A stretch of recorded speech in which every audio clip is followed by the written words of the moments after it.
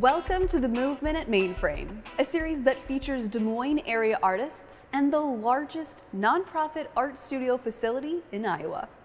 When you stop to think, Des Moines has an incredibly vibrant art scene. From the Civic Center to the Art Center or the Botanical Gardens, arts and culture are alive and well in central Iowa. But if you're a local artisan, where do you go to find an affordable space to develop and produce your creations? That's where Mainframe Studios enters the picture. Mainframe Studios is a nonprofit organization located on Keogh Way in downtown Des Moines. This space is a 36-year-old 5-story building that was originally a telephone company data center. Upon reopening in late 2017, Mainframe included 75 shareable studios on 3 of the 5 floors. Another floor of artists has recently finished construction, and now Mainframe is home to well over 100 creative spaces. Mainframe hosts regular First Friday events where the public is invited. Here's Mainframe's manager, Sabrina Carper, with an update. So in March of this year, we finished our 3rd floor of studios in the building. So we added an additional 50 studios, moved in an additional 50 artists, and we only have 1 floor of studios remaining until we've finished our capital campaign. At the same time, we started a new mural project. It's a 360-degree mural on the outside of the building designed by Molly Spain. And we've painted 3 sides of the building. We've just started painting along Keogh Way, and we expect the whole thing to be finished in August when we'll have a mural completion celebration for our August First Friday event. So Molly Spain has a background in architecture, and so when she started designing the mural, she really approached it by researching the architecture of the building, which is very brutalist. She was really inspired by the geometric block style of our building, and so she used some of her own work with totems and elemental design and created some stacked black totems representing the stacks of creative entrepreneurs in our building. And she wanted to add some movement to the facade of the building, because when you have these big gray walls, it can be hard to see what a creative space it is inside. So she added colorful repetitions of these totem shapes to really represent how much vibrancy we have inside our building. So we're currently fundraising for completion of our 2nd floor of studios, which is actually our final floor of studios. The Lauritsen family has pledged $1 million match. So all donations right now are effectively doubled. And once we finish fundraising, then we can start construction of 2nd floor. We anticipate 2nd floor being finished in late 2022. And once we move in those 50 new artists, we'll be at full capacity, and our capital campaign will be finished, and we will be the largest nonprofit studio building in the nation. Let's take a short break before we learn about the abstract colliding with realism.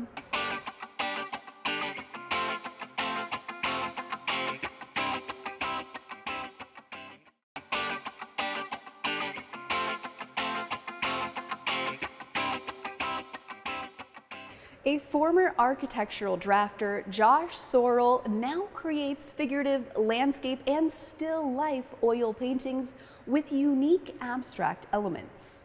Subjects are often presented within a surreal atmosphere that produces an immersive viewing experience. I've been working in the visual arts field for a good 20 years now.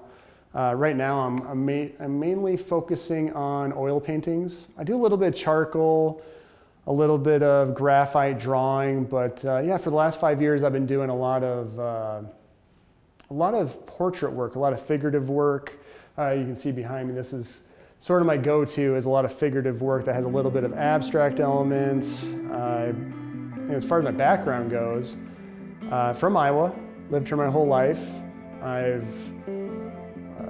Grew up in Spencer, Iowa, lived in Ankeny for the last 24 years, and actually my whole career, though, started, I went to college in Ankeny, and got a couple associate degrees, diploma of architectural drafting, and then I started my career in the architecture field. So I actually worked at architecture firms for about 14 years, and about 6 years ago I decided to quit my job to become a full-time artist. So I've been focusing on mainly oil paintings. I did a little bit of still life work in a previous series, but yeah, I'm really happy with where I'm at today, just doing the full-time visual arts thing.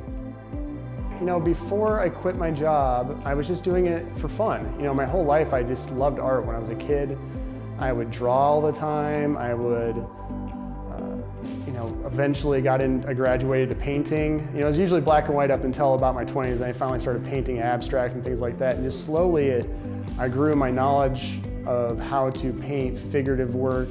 It wasn't like I was making a ton of money. I had the visual art. Luckily I had some architectural illustration work to kind of carry over. Even after I quit my job, I stuck with a little bit of that architectural work on the side just to kind of make sure some income was coming in. But no, since I quit my job, the sales have definitely improved just because I have more time for it. I make my own hours, and I really enjoy not having a boss. I love being my own boss. You know, I think it's probably a few years ago, I remember walking through this building and it was just elbow to elbow traffic. It was one of those open studio nights.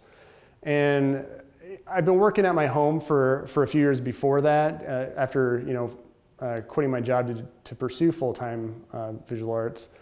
And I just knew instantly I wanted to be here. Like, it's such so crowded. This is pre-COVID time, of course, but elbow to elbow traffic, and I thought I need a space in this building to give people a chance to see my work a little bit more often. I do a lot of gallery shows and things like that as well, but just having all these artists around, I love that I have this chance to have neighbors that are artists day in and day out. That's one of my favorite things about it.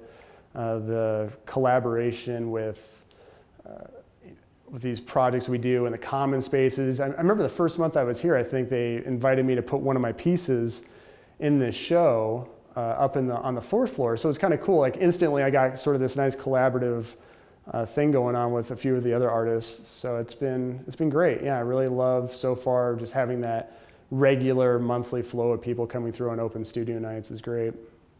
Yeah, this is sort of my last sort of phase or last round of work that I did in the last month or so, just a grouping of it. This big one right here, I really put a lot of time into this new idea of having the abstract world, which is kind of this upper area and the atmosphere behind it, colliding with the more realistic elements that are down below, and having it happen in this very strong lined area. I was trying to introduce some line work in a way, but you can kind of see how the abstract sort of overlaps almost and blends in a very strong way with the realistic. And some of these other ones don't quite do it that same way. Like this one is, the hand is actually more of the realistic element, and then the face beyond is that sort of abstract, sort of surreal looking image.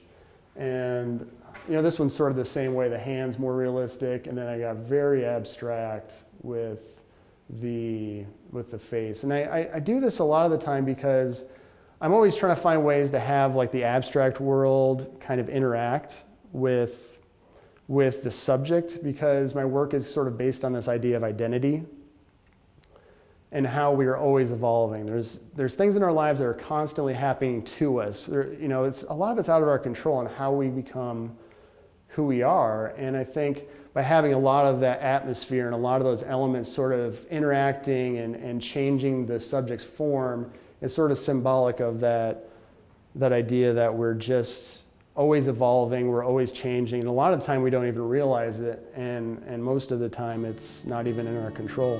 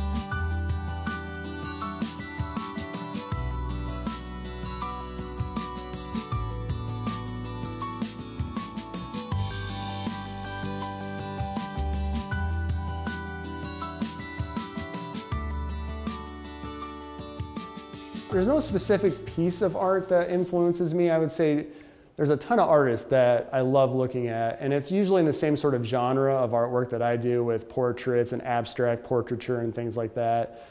You know, artists like Lou Ross, Alex Kanevsky, Andrew Delgado, David Chevetz, who's a great still life painter, Tail Kim, there's so many. It's amazing once you start looking up all these artists how you find more and more of them, but I find that all of them together give me inspiration to my work, but it all kind of funnels through and becomes my own thing, basically. The piece of advice I think I was given that actually got me to quit my job 6 years ago to do this full time was in a book. The War of Art was the name of the book. I think it was Pressfield is his name. He had this book, basically to sum it up, there's a quote in the book that says, the thing you're scared of the most is the thing you probably should be doing. The thing you're scared of doing in your life the most is the thing you should be doing, because I think we all maybe have that moment where you're so afraid of failing at that one thing you really want to do that you kind of avoid it, or you got to decide there's a reason I'm not scared of it, and you just have to go ahead and really push yourself to do it. I love it when I first get that initial concept in my head. You know, you wake up in the morning and something just pops in there, and it's just a fresh idea. You don't know if it's going to work. And then you kind of start conceptualizing it a little further, and then eventually you get to the point where you're starting to paint it. And you're still in that unsure moment, whether it's going to turn out or not. And then you finally get the painting done, you display it, and then if somebody purchases it, you feel like the whole thing was worth it. I just love that whole beginning to end concept, that whole process to that final success of knowing somebody liked it enough to purchase it. I think that's probably one of my favorite. I think the process is what I love. To see more of Josh's work, visit these social media sites. We'll take a short break before we take a look at some public art.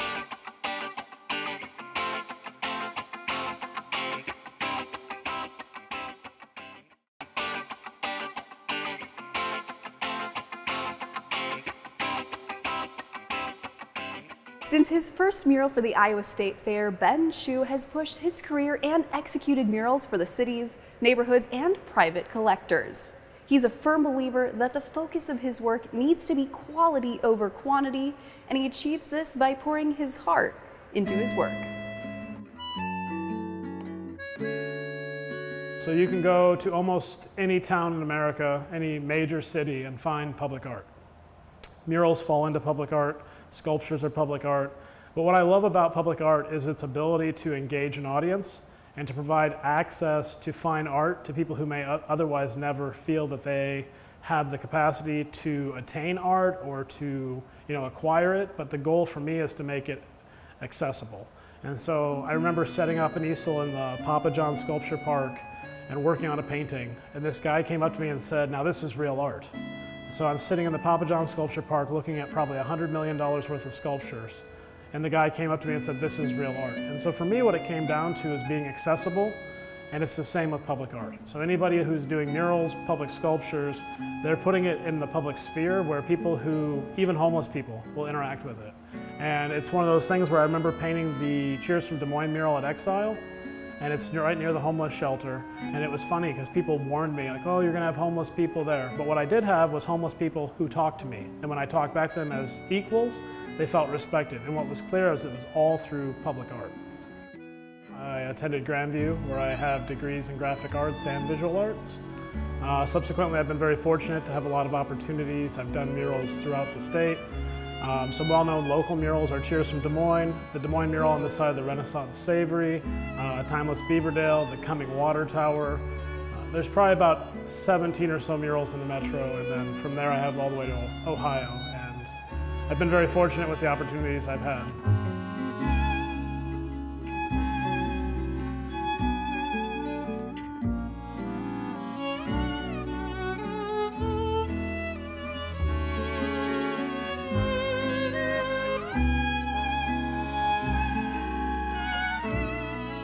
So Mainframe is an interesting space in that it provides affordable artist space.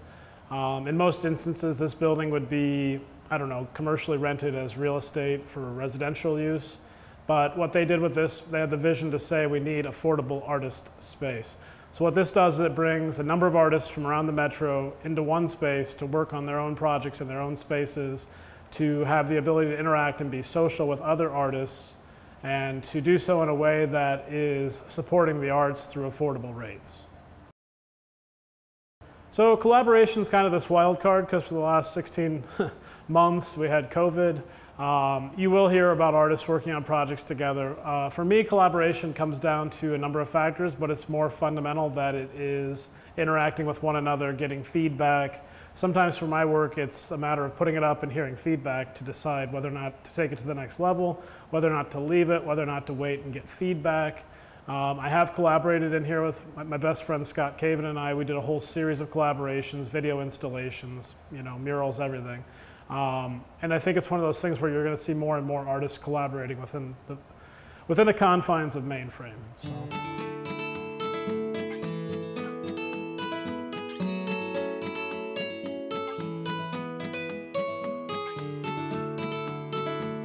I love to be creative and I love a challenge. So I started college going into engineering. I switched to graphic arts, and then the professors at Grandview persuaded me to get both degrees, and then I never looked back. So anytime I'm painting, I look at it as an opportunity to be creative, to work my mathematical mind. Everything I do has math built into it on one level or another, and I just love interacting with color and then interacting with clients and collectors. So my current body of work is unique in that I am working on murals. I'm going to start a mural this evening in the Metro, which I'm not going to give any specific details away just yet because I don't know if they want me to hold back, but that will be started tonight. I also am working on a series of figurative works with the goal of capturing a sense of equality and respect across demographics, across backgrounds, in an effort to bring awareness to number of communities that I feel need awareness brought to them. I also have my series of Des Moines paintings. I'm really well known for my paintings at Des Moines, so behind me I have this Capitol. It's one of my biggest, latest pieces. But overall I'm working on those 3 series all at once. So murals are constantly being booked. After this project, next month I'm working on a collaborative mural at Grandview to celebrate their 125th anniversary. After that I go to Knoxville. So that's constantly booked. I'm looking at 2022 right now. But then I'm also constantly working in my studio.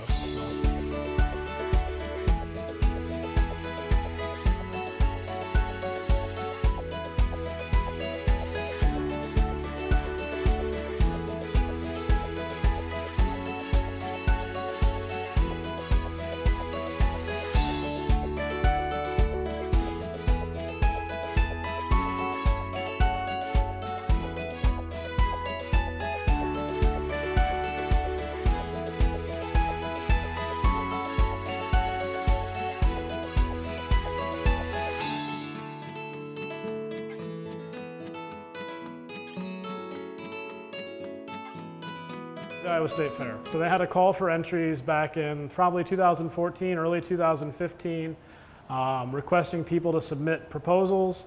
The overall goal was to have somebody paint a mural in the cultural center, and I had never done a mural, and so I was like, okay, I want to do this. I'm going to treat it as a large painting. And so I put in my bid and I said, I'll do this project. I've never done a mural, but trust me. And luckily they did. And so after that, I subsequently did a number of murals throughout the Metro. And then I had an opportunity to travel to South America, and in Valparaiso, Chile, there are murals everywhere.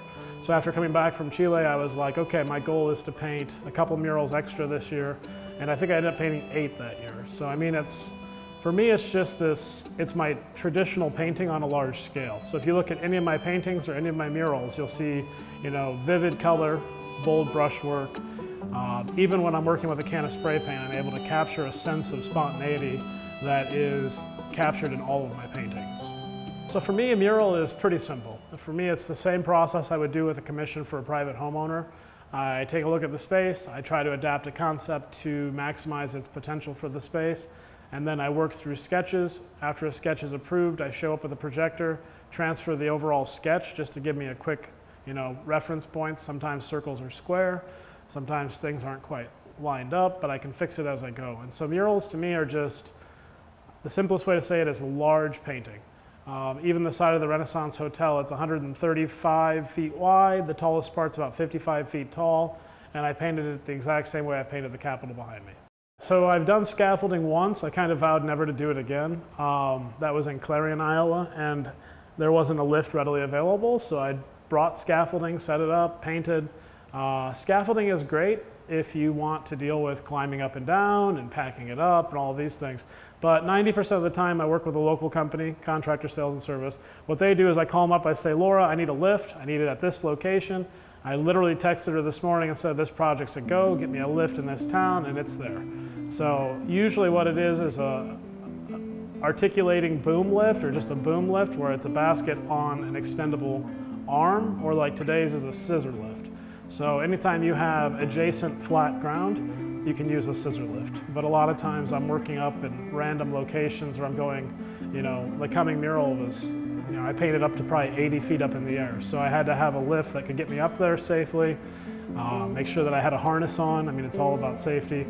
And after that, it's just have some fun.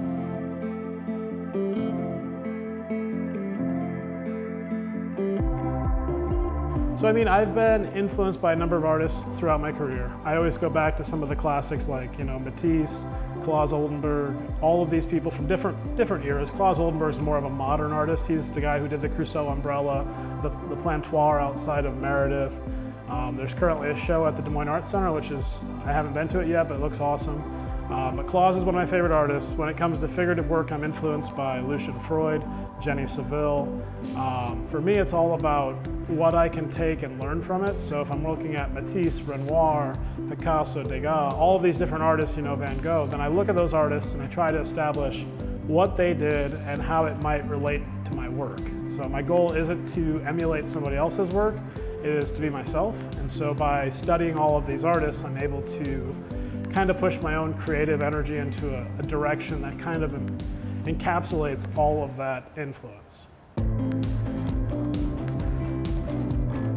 So dream project is kind of a wild card. There's like a ton of different levels of dream. I mean, I would love to do a mural overseas. I want to, you know, work plein air, working out in public in Paris, these kinds of things. That's all overseas ideas. Otherwise, I really would love to get my hands on a building that's, I don't know, 30 stories tall and set up some scaffolding down the side of the building and just go up and down on cables painting a mural. But again, it's one of those things where it's like, right now I'm content with what I'm doing. We'll see what next year brings and the year after that, but the goal for me is just to continually grow as an artist.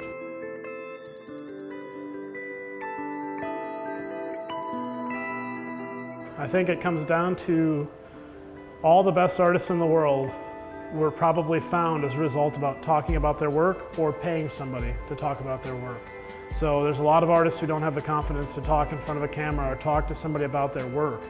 And those people tend to hire galleries and they pay a substantial fee to have their work sold. But the bottom line is if your work isn't being talked about, people won't know about it. And so I think it's critical to have the confidence to describe your work, interact with your work, put your work in front of people, take on the criticism that comes from it. I'll never forget being in college, and for me, college was kind of an interesting experience in that I was paying for it, so I wanted criticism. And so I would put my work in front of people, and some people would be like, it looks great, next. And I would get kind of defensive and say, what don't you like about it? I want to be better, tell me what you don't like. And the reason I was that way was because no matter how good a piece is, if somebody looks at it constructively and says, I love this, but I wish this color was slightly different, then it can impact your next work. And by doing so, you can grow as an artist. And so for me, it's talking about your work and listening. So there's a lot of people who are really good artists. They can talk about their work. First criticism they get, they shut down. So talk about your work and listen. And those are the two critical elements that go hand in hand.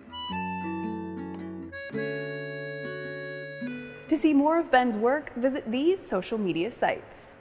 Thanks for watching this episode of Movement at Mainframe on MC22.